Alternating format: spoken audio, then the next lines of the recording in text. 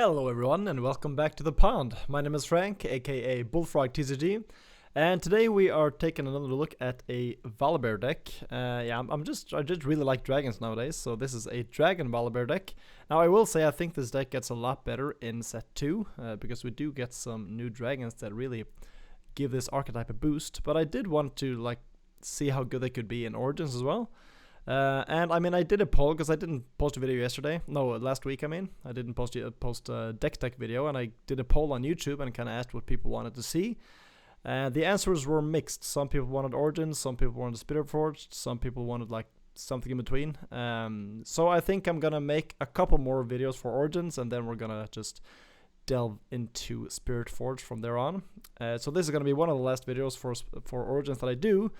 But before we get into the deck list, if you enjoy these videos and you want to see more from me, then please leave a like and subscribe, and maybe even write a comment. It really helps to support the channel, and I will be forever grateful. So we are of course playing Volibear. We're playing the Volibear Imposing in the champion zone. I mean, this could basically be both of them.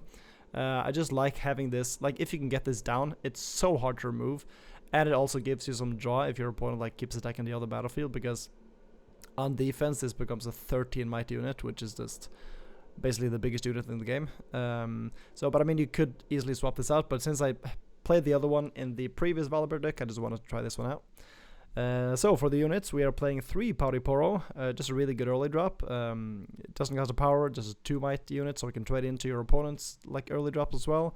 It is deflect, so it's kind of annoying to get rid of if your opponent has to get rid of it using spells or abilities. We're also playing 2 Noxus Hopeful just for that extra early aggression. It combos really nicely with Pouty Poro and also some of the cheap spells we're playing, like the Mobilize and Confronts. We're also playing 2 Kaiser. I just play this for, again, early aggression to slow your opponent down, and also just get some much needed card draw, because drawing is one of the things that these colors lack in general. But Kites is just an incredible card in that sense. And then of course we have the Dragon package. So we're playing 3 Herald, 2 Dune Drake, 3 Mountain Drake, 3 Blazing Scorcher and 3 Mountain Drake, and then of course 3 Cadrogrin. We're not playing the Raging Firebrand. I don't really feel that card's meant for Dragon decks, because it's a 6 energy, 1 power, 4 might unit. And then when you play it out, the next spell you play costs 5 less. Or 6 less, one of those. And I mean, unless you can pair it up with big spells, it's just really underwhelming. And for this deck, I don't really think that's worth it. So for now, I mean, nothing really special other than that. Of course, a Blazing Scorcher is a really nice addition. The fact that you just get potentially an accelerated 5 might unit for 4 energy is really nice. And then, of course, we got the Cadrogan, which is the big, I guess, payoff for now for playing the dragon decks in red. Cadrogan is just really nice. You play it out, and then you're at least going to draw 1 card, and then depending on how many big units you got, you're just going to draw more. So this just feels really good to play. But yeah, that is the units. We're also going to take a look at the spells. So we're playing 3 Cleave, just really, really good card to breakpoint your attacks, to get over your opponent's little stuff and big stuff as well. We're playing 3 Confront, both for the ability to just make your big guys enter ready, and also just to keep drawing into the stuff you need. We're playing 3 Mobilize, just a cheap ramp spell, and then at the end game it could also be a draw spell. We all know what this guy does. We're playing 1 Wallop. My deck list did look a bit different in the beginning, and as you're going to see in some of the games as well, we're playing some cards in there that we're not playing currently. I like having 1 Wallop just because it can allow us to hold with a dragon and then move it back to base and then just use Wallop to ready it again. Because the payoff for Confront is that, yeah, you draw a card, but you can only use this before you play stuff out, so you can't use this with the cards you have on the field already. So I like just having the 1 Wallop. Then I'm playing 3 Challenge. Again, we're playing a lot of big stuff, so Challenge is just really good in that sense, because it allows you to take care of your opponent's stuff. Plus, this hits anywhere, so it's really flexible like that. We're playing 1 Falling Star, and then we're also playing, spoiler, 2 in the sideboard, because Falling Star is just an amazing card. But losing 2 power is really taxing when you want to get to big mana, especially if you don't find the Herald, because a lot of your payoffs are really expensive, like these guys. And of course the Volibear is just 12 energy. But 1 is nice to have in the sideboard in case we need it. And then we're playing Stormbringer. Now this card is just incredible. If you compare this up with a big dragon, you're just gonna delete your opponent's whole board. And what's nice about it is that it doesn't target the units; it targets the battlefield. So it goes around deflect and anything like that. You don't have to target your opponent's units. And also it deals the damage before it moves in. So if there is any, so it doesn't care about like shield and stuff like that. It doesn't care about that, or like when I defend triggers, because the damage that gets dealt first and then the unit moves into the battlefield. So this is just a really, really powerful guard. And it also like acts sort of like accelerate, because you can use it while your unit is also exhausted. So that's just really nice. And they were playing 2 Stormbringer, also a very good payoff for playing big guy red decks.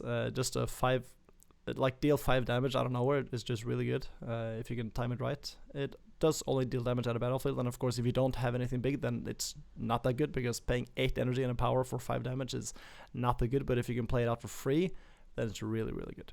And then for the battlefield, we are playing Aspirant's Climb. Of course, we want to go late game, so this just helps with that. We're playing 1 Obelisk of Power just to get to our big stuff earlier, and then we're playing 1 Sigil of the Storm to kind of slow our opponents down in case we don't really get our game plan going in the first few rounds. And then for the runes, we're just playing a 6-6 even split. For the sideboard, we're playing really simple 3 Sabotage to take care of our opponent's stuff, like Auroras and stuff like that. And we're playing 3 Unyielding Spirit in case we face a lot of removal. And then we're playing the additional Falling Stars, so we have access to the full playset if we need to.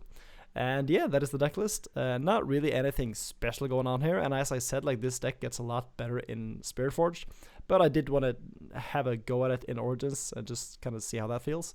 Yeah, we are going to jump into some games to see the deck in action. Please enjoy them, and I will see you at the end for the wrap-up. Okay, and game 1 is going to be against Yasuo. We are on the Obelisk of Power, and our opponent is on the Dreaming Tree. So let's see how this goes. We have quite a good opening hand. We have the turn 1 play. We also have the Mobilize if you want that. Yep, okay, we're going second. Our opponent leads off with a stacked deck. Okay, does he find anything interesting? He plays out a Tide Turner. Okay, that's fine. Just to get the early tempo, we are going to lead off with a Mobilize and a Powder Poro. That's what's nice about playing the Obelisk and going second, is that you can do both of those. Okay, pass back to our opponent. He is going to go attacking the Dreaming Tree. Yep, get a point. And then it's also going to play a Traveling Merchant and a Mask of Foresight. Okay, a Mask of Foresight that could be annoying. We are going to cleave up this Powder Poro to try to take care of this Tide Turner, and we also get a draw for that, which is nice. Okay, we go to 5. Our opponent has the On Guard. Okay, so we're going to trade here. That's fine. We at least take care of his guy. We don't really care that much about our guy dying. I mean, we essentially just want to keep him down, like his tempo down. Okay, we draw into the Scorcher, which really sucks since we use the cleave here. It means that we can't play it out. But that's fine. We'll just have to play the next turn. We pass back to our opponent. He plays another stack deck. Okay. Gets a draw there. Okay, attacks with a Traveling Merchant, discards a White Flame Protector. Okay. Well, I'm glad we don't have to deal with that. Then he plays a Stalwart Poro. And he used the Yasuo. Okay, you used the Yasuo ability, conquer the Obelisk of Power, and just pass to us. That's fine. We can now play we're just going to play the Scorcher to come attack. And we could have also played the Mountain Drake, but I think we just wanted to get the extra aggression, because letting our opponent go to 5 points here is not really what we want. Okay, he used the On Guard, so he's going to be able to trade with our dragon here. We're thinking about this, and we actually decide to challenge the Poro as well, so that we just trade both of our units into his guy, and then, or our unit into both of his guys, and then we also get the draw of the Dreaming Tree, which is nice. Yeah, that's a full trade. And I mean, so far so good. We don't have any points yet. Our opponent is at 3 points, but his hand is getting really low. And we have a lot of stuff to come back with here. Okay, plays a Wielder. Probably just gonna move that with the Legend. Yep, gets a point and pass back to us. We have the Kaiser with the Cleave here, so that's pretty nice. We just decided to play the Mountain Drake instead. We're not really in a rush here because he only has 1 unit. So I mean, he's probably gonna be able to move this one in. So here we can actually, yeah, use the Tide Turner ability. Yep, that's what you should do. Okay, moves in there, gets that point as well. But I mean, this Mountain Drake is really hard for him to take care of unless he gets the Yasuo out. So we're gonna go attacking with the Wielder, or attacking the Wielder to get our first point. Then we're gonna play Kaiser, attack into the Tide Turner. He does get a boost from the Mask of Foresight, but we don't really want to use the Cleave unless he forces us to. So let's see what he does here. And in case he kills this Kaiser, we also have the second one. Okay, he gets a draw of the Discipline. I guess another draw of the Dreaming Tree. We are gonna cleave it up. So we are currently 2 points ahead of him here. Does he have another pump spell? I mean, he needs 2 pump spells to survive this, so... Okay, he plays his Decktech. That's a good sign. That probably means he's looking for something. And he's not to snap choosing that, so that means that he probably didn't get what he wanted. Which probably means this Kai'Sa survives. Yeah, that's what's nice about these like big units like the Mountain Drake. It's like when you actually get it established, it's so hard to get rid of. Like our opponent is on 6 points, but like from here it's gonna be really difficult for him to take back both battlefields. And we drew the challenge, which is just amazing. Yeah, we can play out the Noxus Hopeful here. Discount it, since we did play the Cleave and the Kai'Sa.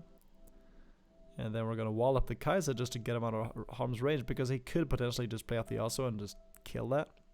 We don't really want that. We'd rather want the ability to maybe actually go into the Dreaming Tree to draw another card with that. And it seems like that is the Yasuo, yep. Okay, moves that in. And then he... Okay, and then he charms. So I actually wanted to use the challenge there in the response to his conquering.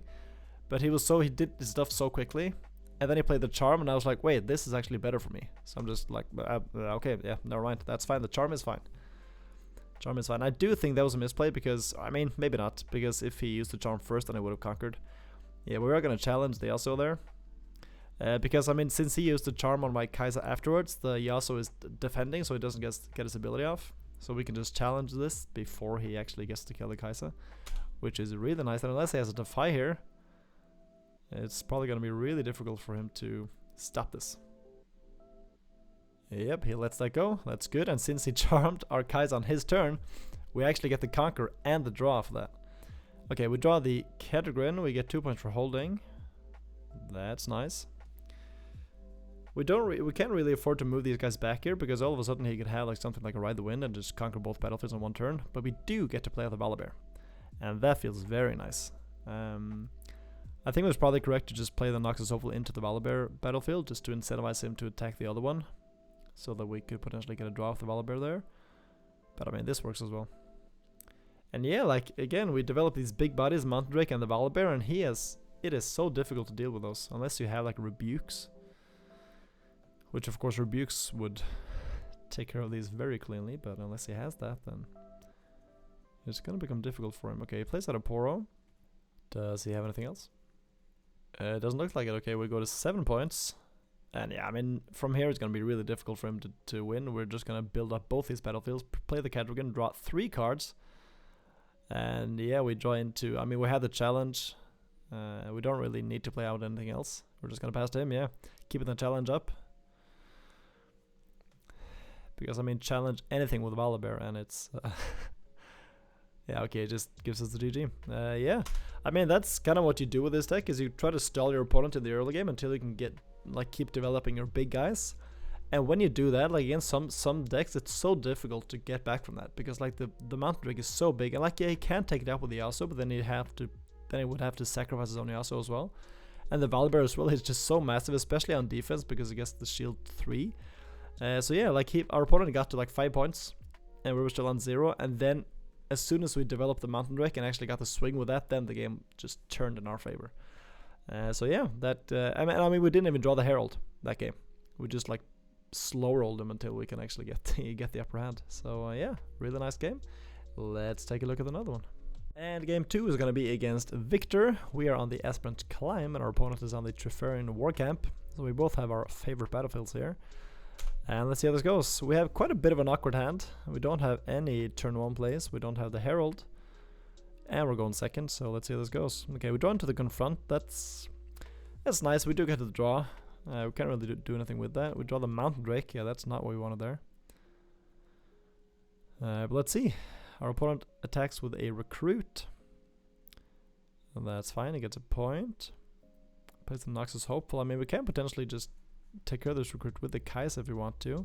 We draw the Herald. So now we're kind of like, okay, do we want to attack with the Kai'Sa? Or do we just want to develop the Herald to potentially play one of the big dragons on turn 3? And we decide to go for the Herald. Because, I mean, we can attack with the Kai'Sa, but then the Kai'Sa is just going to die on the swing back.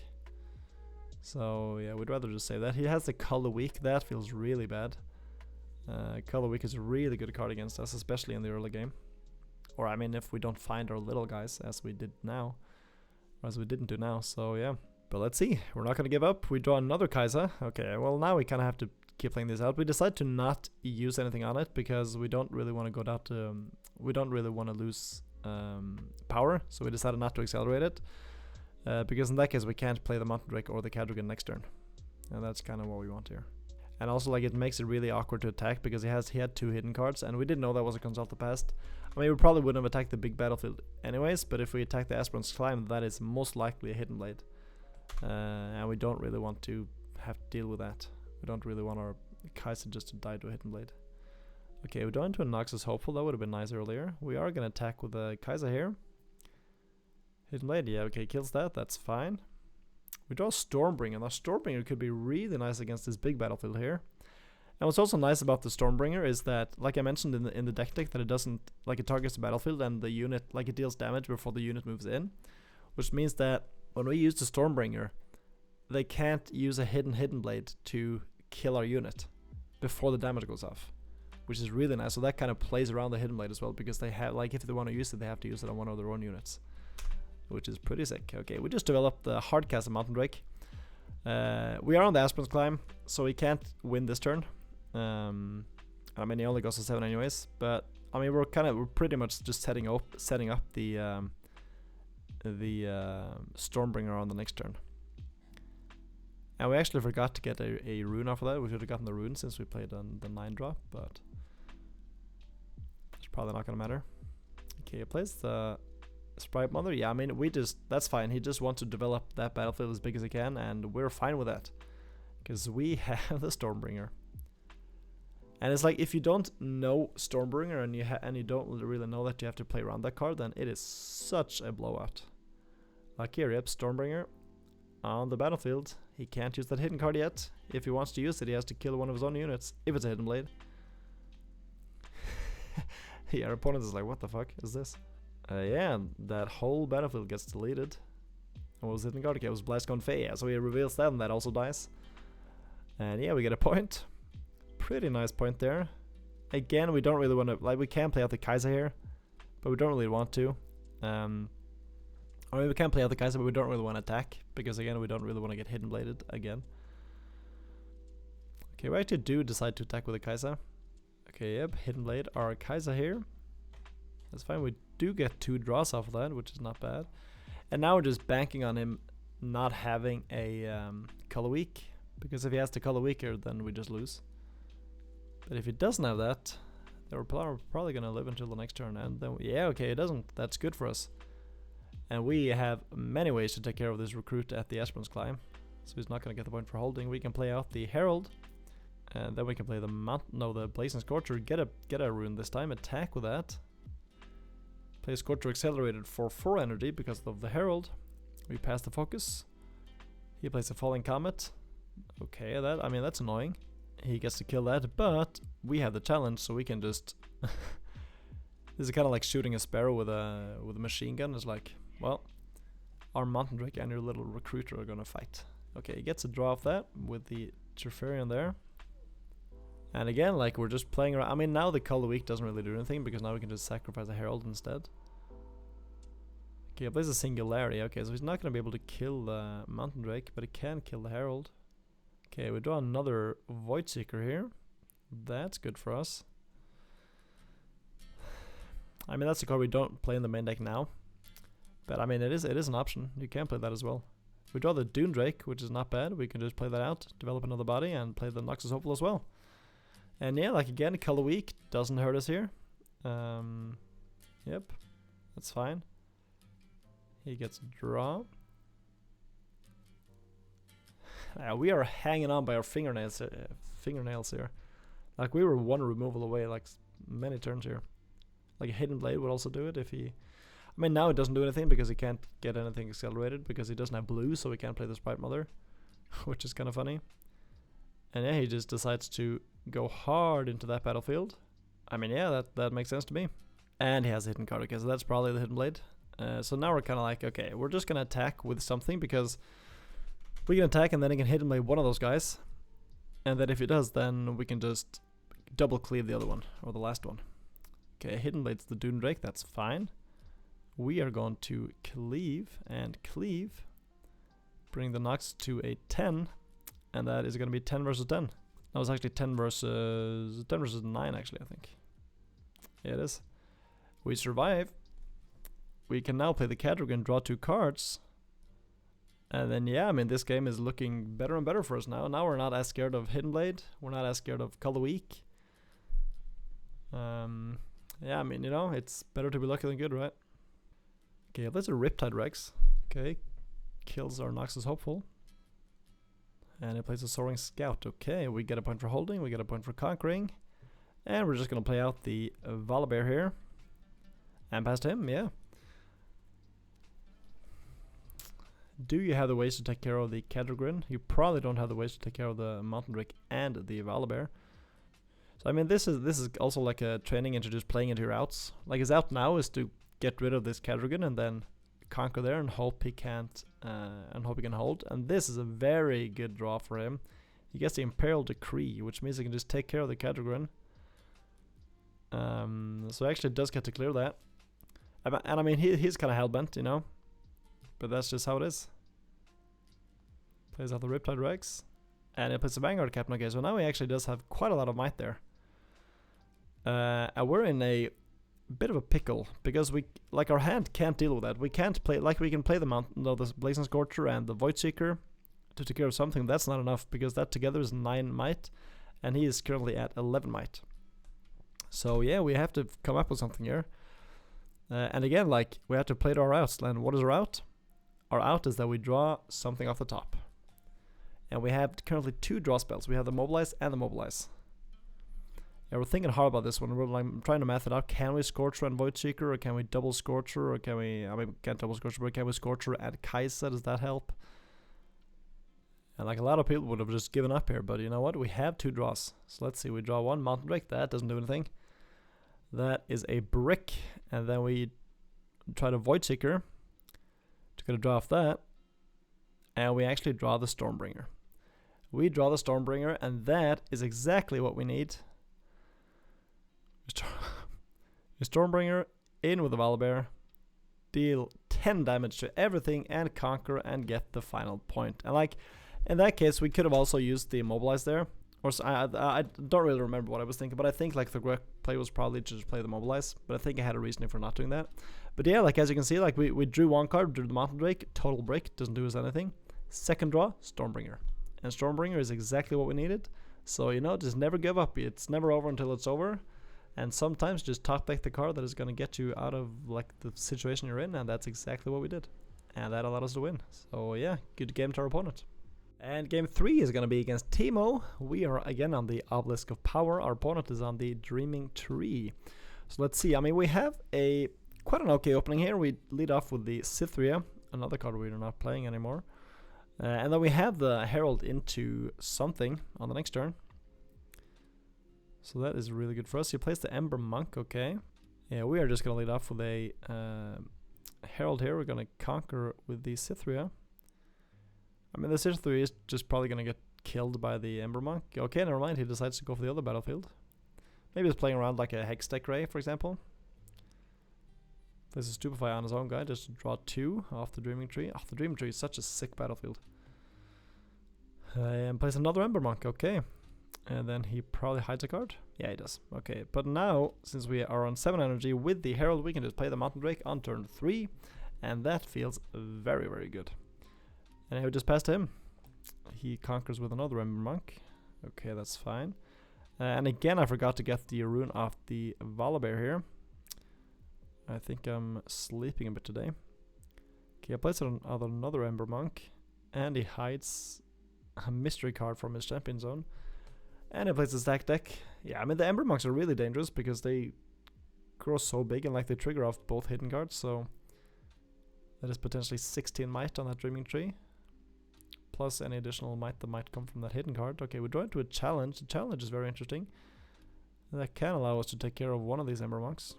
I mean, we have to start attacking at some point. And it's a lot safer to attack into the battlefield that has 1 Ember Monk instead of 2.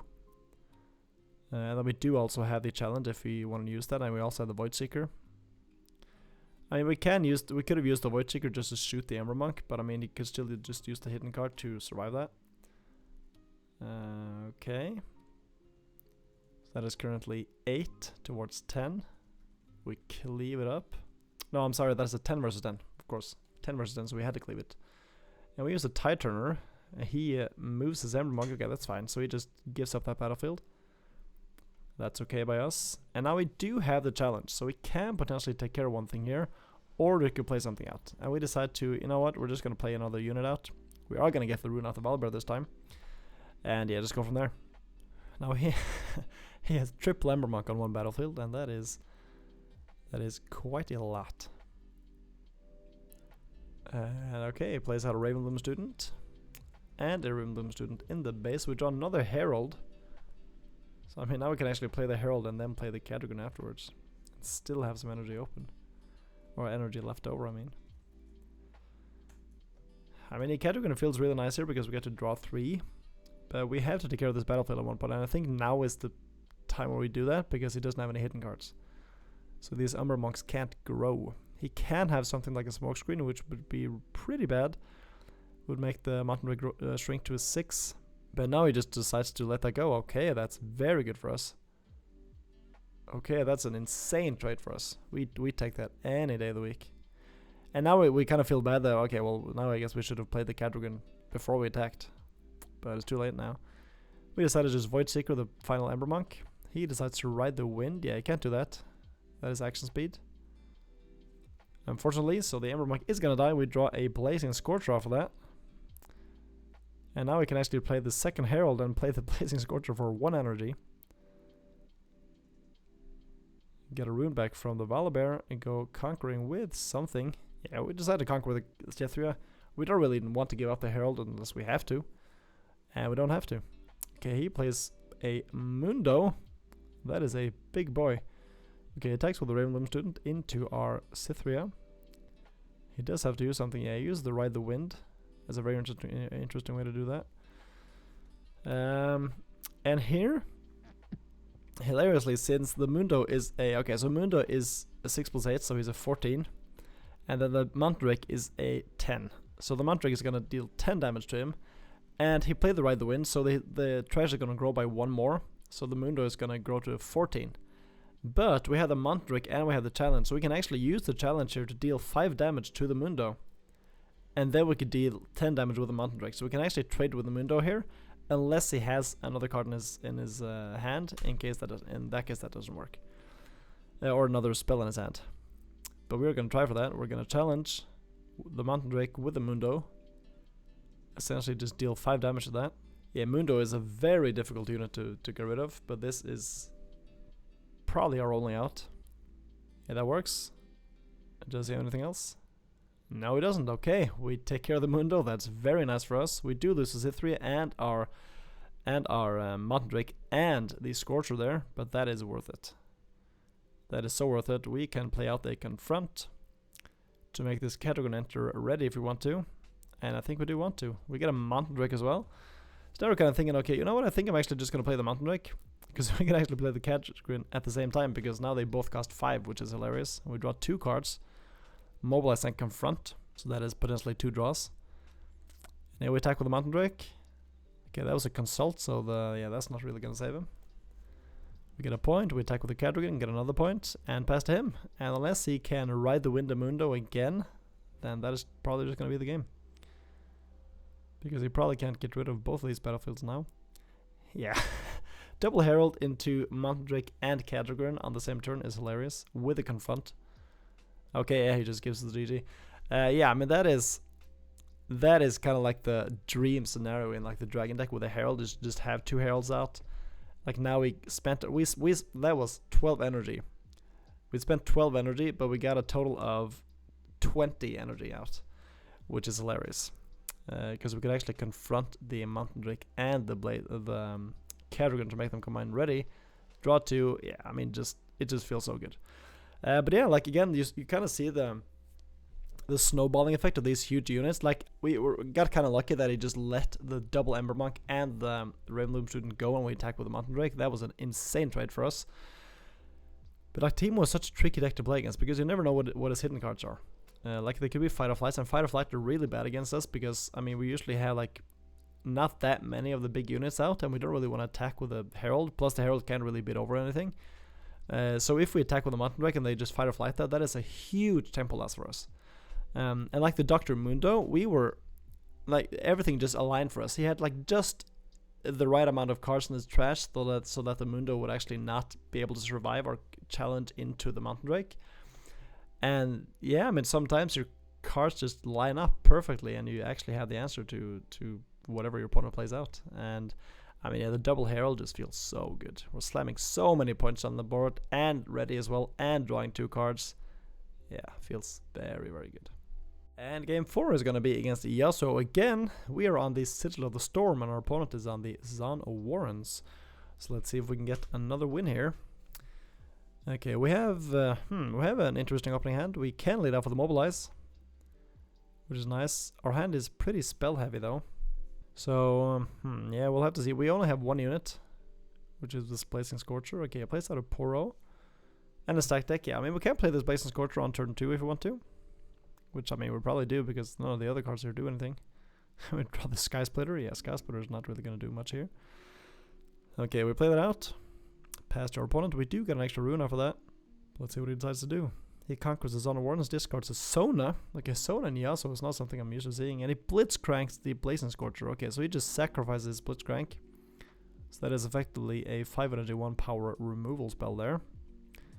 But, I mean, we take that, and our options are very limited, so we actually decide to hard cast this Sky Splitter.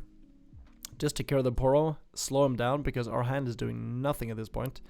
And, I mean, in some way, it feels kind of bad to do that, because that means that we can't... Like, if we didn't do that, then we would have been on 12 runes the next turn.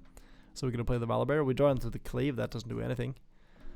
He played a Sona into the battlefield, and he also plays a Poro now and just use the Legend ability right away. Conquers. Does have to recycle a rune for that. Yeah, I mean, this is a very... Okay, we draw the Confront. Do we draw a unit with that? We do actually draw the Mountain Drake, which is nice. So we can actually start attacking here.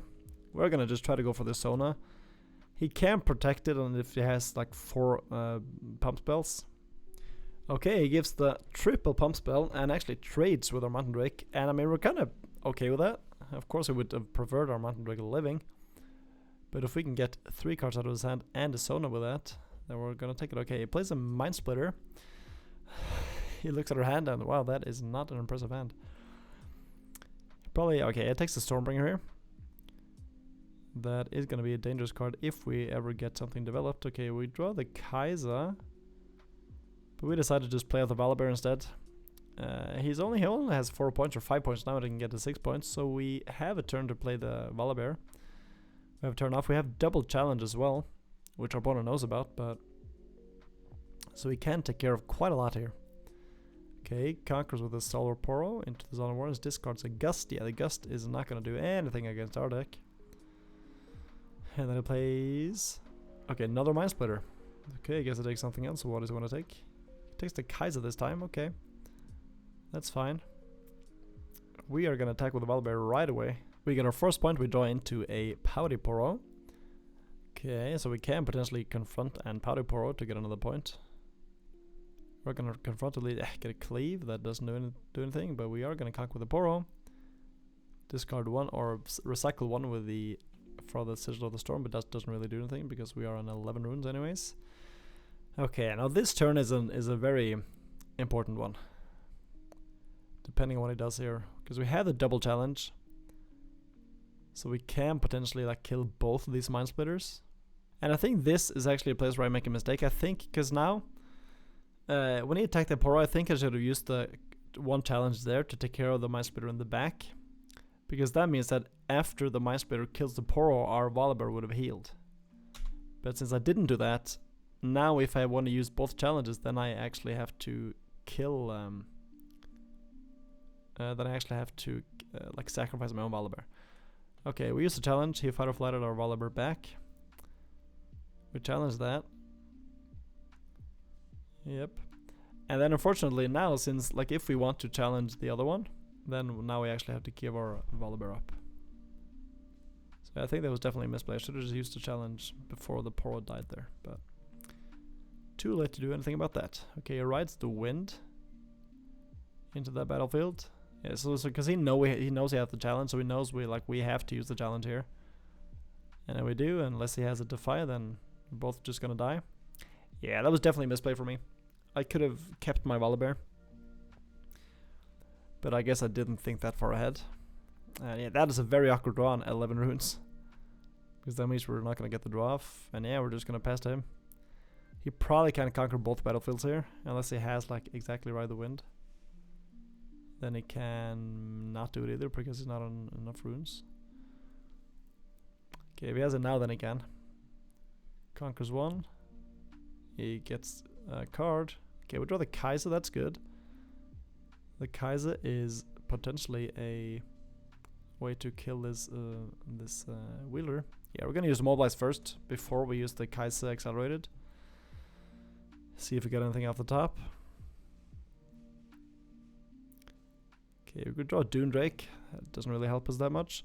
I mean, now we have the option. We can play the Kaiser and we can also play the Dune Drake and then cleave, because we can use the Wallop with the Dune Drake. We decided to go for the Kaiser. Just, I mean, the Dune Drake is one might bigger, but the Kaiser allows us to draw a card. And for that reason, I think it's better to just do the Kaiser instead. Yeah, clearly that works. We draw a card. We draw a Herald of the Scales. Okay. So now our game plan is kind of starting to work here. Yeah, this game has been a grind. We started off really slow, and our opponent made some very suspicious trades. Okay, plays a Sona with a Discipline, takes care of our Kaiser, unfortunately. And he gets another draw. Yeah, we are running out of steam here. We have the Dune Drake with a Wallop, and then he has something hidden there. We have the challenge, so we can potentially use that. But okay, we're gonna play the Dune Drake for 3, and then we are gonna use the Wallop. Oh no, we're actually gonna use the challenge first, never mind. Okay, reveals a Tide Turner there, that's fine. We're gonna try our luck to try to beat this over with the Herald. We managed to do that. We're gonna Wallop this Dune Drake. I mean, it would be nice to save the Wallop as well, but if we use it now, then we get the draw of the Zonborns as well. And yeah, I mean, we know he has the Yasuo, so we know he can take care of our Herald here. And unless we top deck something, then this Powder Poro is not going to be able to do the Yasuo. And yeah, we top deck the Powder Poro. That is unfortunately not going to be enough, because we can play this out and then we can't beat over this Yasuo. And then that is just going to be the game, and GG. Yeah, I mean, we had a really slow start in the beginning, and he managed to, like, he blitzcranked our Blazing Scorcher, and then we attacked the Sona with a Mountain Drake, and he had triple pump spell to be able to trade into that. And then, but I think our big misplay was when we when we didn't use the challenge on the, like, when he attacked the Poro. I think that was a big misplay, because if we did that, then we would have actually had a Volibear still living, and that would have been very, very impactful. But yeah, sometimes we misplay, and that just kind of, I mean, we weren't sure to win if we didn't do that, but, or like if we did do that, but it certainly would have made our chances a lot better. But yeah, sometimes we misplay, and that just kind of breaks your game plan from there. So yeah, on to the next one. Gonna be against Misfortune. We are on the Navori Fighting Pit, which is a battlefield that I'm not playing anymore. I was kind of experimenting with the Decklist when I played that. But yeah, let's see how this goes. Our opponent is on the Zon Warrants. A lot of players on the Zon Warrants these days. I mean, it is a very good battlefield. And I'm just like goofing around here because I buffed the Cytherea right away, which of course you can't do, because you have to play a unit to actually buffer up. But I think I was just like thinking ahead here. Okay, we're gonna play the Confront. We get a Mountain Drake. Well, I mean, we can use the Cleave here on the Cytherea. Kill the Sneaky Deckhand. Get a point. We're actually gonna discard the Mountain Drake, because that's not gonna do anything for us yet. We get the Noxus Hopeful, and since we play the Confront, we can actually attack with that right away, which is nice. And so now the board state is correct. Now we would have gotten the buff on the Cytherea, so our little misplay didn't matter. Okay, he plays his own Confront and into the Kiana. Okay, that's annoying. That is very annoying, but since we actually hold here with an Navori Fighting Pit, we get a counter on the Noxus hopefully, which means that we can actually challenge this Kiana and survive. So I guess in this case the Navori Fighting Pit felt really good to play, and again we we buff up our Cithria right away. I guess I just hadn't played Cithria in a while. Okay, I'll place a sneaky deckhand there. Gets another point. Plays the Traveling Merchant and a Traveling Merchant. Okay, we draw the Herald.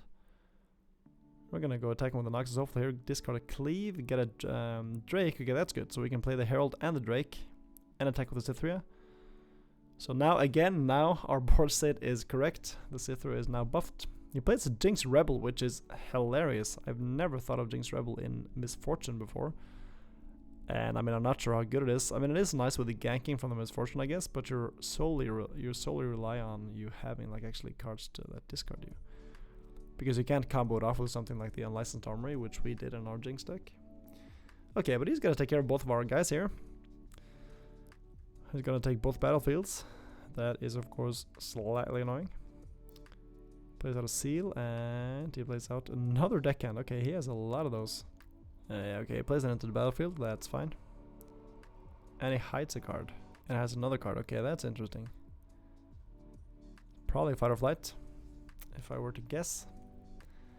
We're gonna attack with the Doomdrake. The Doomdrake actually comes in for 7 since the Jinx is ready. Okay, that is a Fight or Flight. Fight or Flight is of course pretty annoying. Okay, bounce our guy back. We decide to cleave this Herald. We are gonna try to go for this battlefield if we can. Okay, we get that. That's good. We can discard the Cithria. I mean, of course, we should have just played the Cithria there. Yeah, we didn't really have to discard it. We could have just played it out and then drawn the wall up. But I think the reason we didn't do that is that because if we did draw into a Mountain Drake or a Cadragon, then we could have played that out. But if we played the Cithria first, then we would have been in 6 runes, so we actually couldn't have done that. But okay, anyways, we did get rid of the Jinx Rebel, which feels pretty good.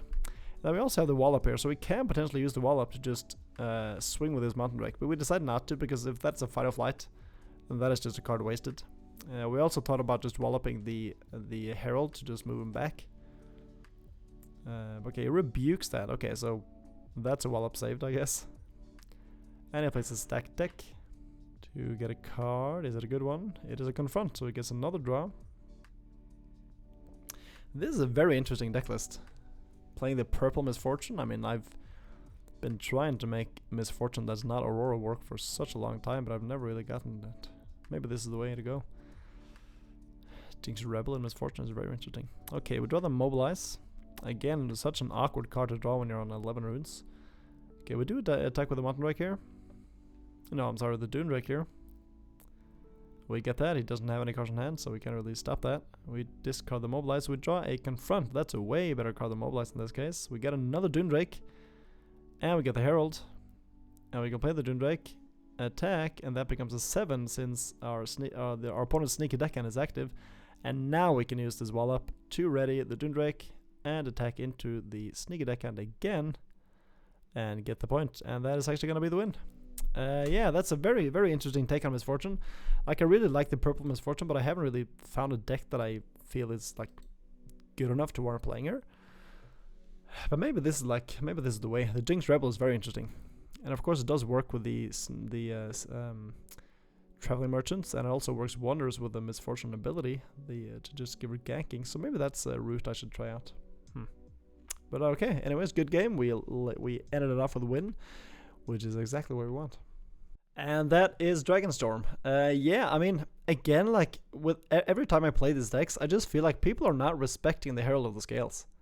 Like, people are just not respecting this card, and maybe they don't have the removal for it, but I feel like every time I play this out, it's just safe. Because that was like my initial thought when playing the Dragon deck in Volibear, is that we don't really have a way to protect this outside of the Unyielding Spirit, but we don't really want to play that on the main deck.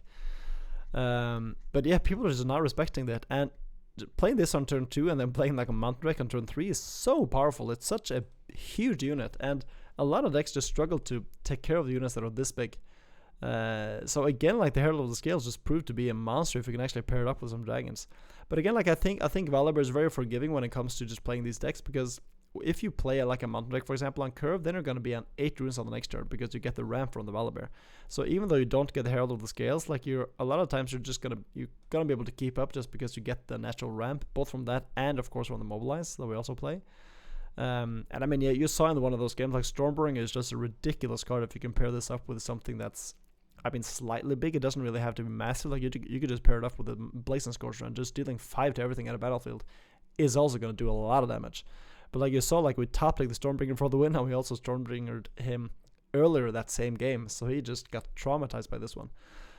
You saw quite a bit of, like we played quite a bit of cards that we are not playing in the list now. Like we played the Navori Fighting Pit as a battlefield. I think at that point I was playing more with the like Cithrias, and I also had the triple wallop, so I could potentially like hold at the Navori Fighting Pit and then get a counter on it and then be able to play the wallop for free. I think that's like what I was doing, but I just wasn't consistent enough, so I decided to just switch it up a bit. I think the Powder Poro is just a better early drop in general, because the Cithria, we can of course play the Monastery of Harana to get some payoff for Cithria in one of the games for the battlefield, but I think the Powder Poro is just better because it does have Deflect, and it is a 2-might even if we can't follow it up with a unit. Like the Cithria is just going to be 1 might unless we can play a unit on the second turn, and the Powder Poro is just 2-might anyway, so I think this is just better. The Kaiser also feels really good just to have some extra aggression to keep drawing cards. I mean, the Volibear, we actually got to play it out quite a few times now, and if you get this developed, it is such a monster. Like, it's so hard to get rid of. It gets so much value, and like if we can just build up this battlefield and our opponent is kind of forced to attack into the other one, that is just free draws for us. But I think ideally you could play the other Volibear as well, but I just think this Volibear is sick, and when you actually develop him, it feels so good to play out. And yeah, I mean, I think the deck functioned pretty well. There are definitely like alterations you can do. Like you saw, we played the Void Seeker in the deck. We're not playing that currently. Now we're playing the Falling Star and the Sky Splitter instead. But I think the Void Seeker is a really good option to play, just to get a way to take care of our units while also getting card draw to keep digging for the stuff we need. That is also like a very legit way to go. But I do want to revisit this deck in set 2, like Spirit Forge, because we do get some dragons that I think are going to elevate this deck to another level. But before we get there, we have a few more videos for Origins to go, maybe like 1 or 2, and then after that we're going to delve deep into Spirit Forge and just start brewing there. But yeah, that is going to be the end of the video. I really hope you enjoyed it. I really hope to see you in the next one. But until then, take care and bye-bye.